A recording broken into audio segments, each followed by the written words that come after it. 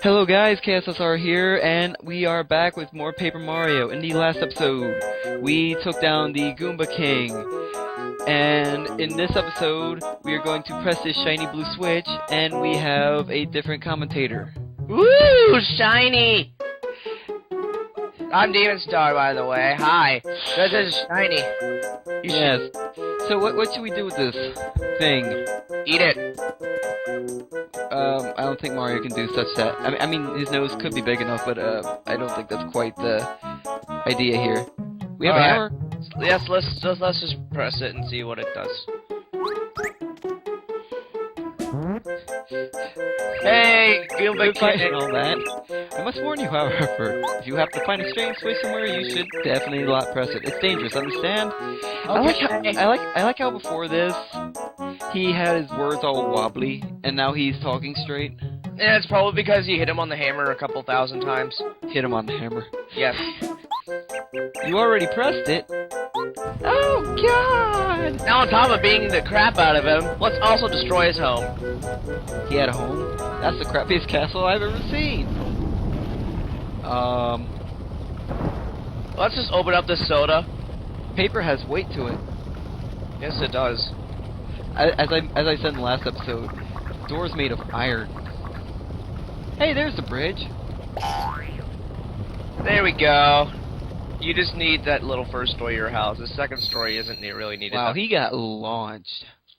Team Gooba's blasting off again! Look, the bridge, now we can cross it and continue on our journey. Yes! Anyways, once we head to Toad Town, I'm gonna be reading only a select few dialogues. Also, how is that bridge holding up against those... It's lodged between cliffs, maybe? I think that... Smack that. One, a coin. Spin, spin. We've been followed. Now we'll put this on YouTube. Wah! Cammy. Did they have YouTube back then? Maybe. Back in 2000? Maybe. No. I also loved how both wrecking balls were just in perfect harmony. I know, right? But yeah, I don't think we're gonna be having more than one guest commentator because of internet troubles at the moment. Heading for Toad Town. Honestly, I like this Paper Mario better than Thousand Year Door, basically because this is where it started. I like Toad Town more than Rogueport. Yeah. I'm speeding through this, I'm sorry.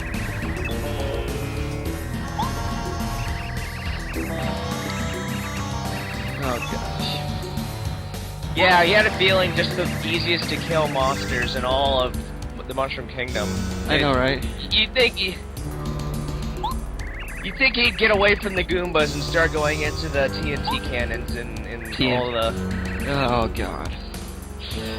I mean, you gotta admit though, Bowser had more luck in this game than he did in the second one, where everything just kinda like screwed him over.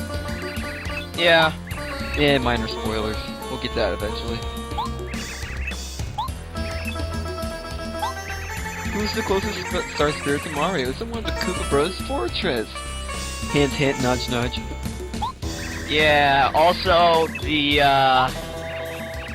second easiest to kill creatures in all of the Mushroom Kingdom. I like these guys though. Hi-ya! But they're totally original characters, I mean, you know. Original character, do not steal. Yep, here we go. These are the most original people I've ever seen, though. This is like, I have to applaud Nintendo for this. This was back in the day, dude. Especially the way they dress too. Those bandanas really match the colors of their shells. Oh crap, I'm so speeding through this. What we got going on is the power of teamwork. Together we can put the power of Mario in second flat. Ha. Yes, ma'am. Ready, everybody? And we zoom in, and we can't see the shiny. We can sure as heck hear it. We'll be Look. seeing They're gonna throw Twilight at him. They're gonna throw Edward Cullen at him. Not easily impressed. So this is gonna be one super powerful attack that apparently is going to kill us. Although, apparently, all of Bowser's minions are super powerful. Yeah, and I love this part. By the way, my Koopa Bros, about to capture Star Spirit, who's guarding him right now? Whoop! Other than the hundreds of minions that they've employed. You more idiots! Whatever.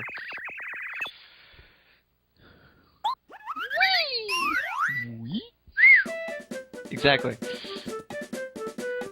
On the way. So anyways, we move. Dang it. You go down these stairs, move around, and get Sleepy Sheep. If it works, it makes all enemies sleep for a little while. And also, that's very useful. Yeah, I never really liked Sleepy Sheep, but up here we get. I have another chest, and we get Hammer Throw. This is useful. Especially when there's flying enemies that have spikes on their heads. Or just enemies on the ceiling. We'll get into that later. Yeah. Quite a bit later. And we're back! Home sweet home! I had a hell of a time trying to do Toad's voice in the first couple of episodes. Yeah. Please, Mario! Save Her Highness! That was my ears. Yes, it was. And what beautiful ears they were. Too bad they're no longer with us. Oh, look at that shady character! Not so shady, but I'm not gonna be doing quite everything. I'm gonna be playing this how I want to, but I'm gonna try to get as many things as I possibly can, and Zach will probably help me every now and then. These guys, we'll be getting to those later because we are going to be doing the dojo side missions. Yes, and that's gonna be a pain in my bottom. I played this game as a kid, and I got all the way to the final boss. Oh, and I just couldn't beat him because back then I just farmed and grinded. I know I have fond memories because I still remember I was in my previous room and my parents, like my mom, walked in and as I was fighting Bowser. Oh wow, like, that was a close one. Oh. Falling stars should Oh gosh. Crater. This couldn't possibly be anywhere near where we're supposed to go. But before we do that, we're taking a detour. Also, those stars couldn't be dangerous at all. Let's just walk past them. I know, right? Like they're not really giant meteorites that are crashed. Also, this chest, it's empty. As it says, it's empty, but it will be useful later. This is the fortune teller. Well, please tell me it's more lovely. Yeah, more lovely. Fortune teller. Noble calling, blah blah blah, I'm sorry. My twinkle star here, this is a prismatic little pyramid. It's part of the 3D Triforce. Yeah. She can tell you where star pieces are for 5 coins, where badges can be from 20 coins, and super blocks, which are very useful. Extremely useful. Especially much later, for 30 coins.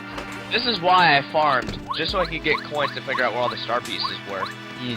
Anyways, and another one of my favorite people, Merlo of Shooting Star Summit. I collect star pieces. That's the biggest collection, and you're just a toddler. Swap some cool badges for them. Let's see, we have 3. And we can cheat out. I do not want any of these, honestly. Payoff is still pretty nice. It's nice, but the one I really want is the Peekaboo badge. Peekaboo is a very nice badge to have. Also, it saves me a turn using Tattle. Well, getting all the Tattle things is nice too. Yeah, it's more so rewarding in Thousand Year Door though. Well, yeah. But I'm a completionist at heart, so I have to do all that. Yeah, I'm a completionist at heart for some games. Like, oh goodness. I mean, No More Heroes was easy to complete, so... Yeah. A little repetitive, but otherwise, Student 51's pretty good. Yeah, and even with the stars, like, impaled into the ground, though, don't you think it's just a little dangerous to be walking out here? The stars falling down are thinner than the ones that lodged in the ground. I see a hallucination. Also, look at that 3D. I see a hallucination with a giant mustache. Mario, we've been waiting for you.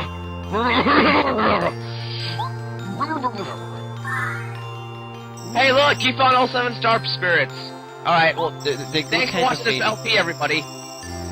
Yep, we win. Let's go home. Oh wait, we're forgetting somebody, aren't we? Luigi? Oh wait, no. He's actually in this game. Yeah, we've seen him in the beginning. We'll visit him later. In the later games, we don't really care about him anymore. No. In the second one, he has his own little spin-off tale every now and then, which is kind of interesting, but it also sounds really stupid. But he does. What's interesting about it is that he does have people with him to back up his story. Compared to what Mario goes through, if Luigi went through the same thing, it's like the same thing that he's going through. It's just everything based off of food. I believe, at least.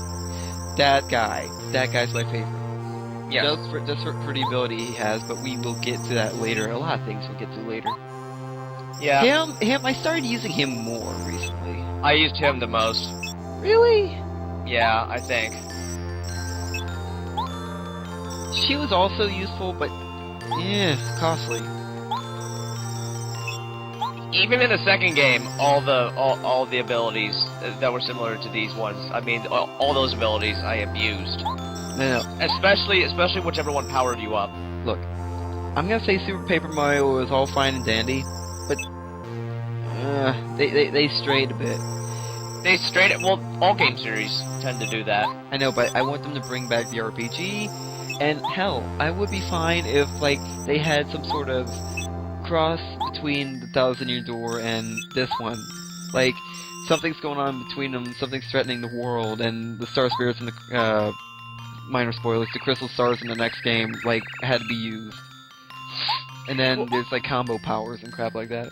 Well, yeah, but also, I mean, the Super Paper Mario was it just kind of wanted to go into the platforming sense as well, like the original Mario games. So it was an action RPG more than like a platformer RPG rather than just a regular RPG. So yeah, this is Peach's room, the one that we could have entered earlier. But we are gentlemen, and we shall not invade a princess's room. If only somebody could help me. Hey! Oh, look! You can help me, Bowser! This is helpful. Sarcasm. ... How are you doing this fine day? Completely black outside. You're so high above the sky right now. No dip. It's so high above the sky right now. It can't possibly be day.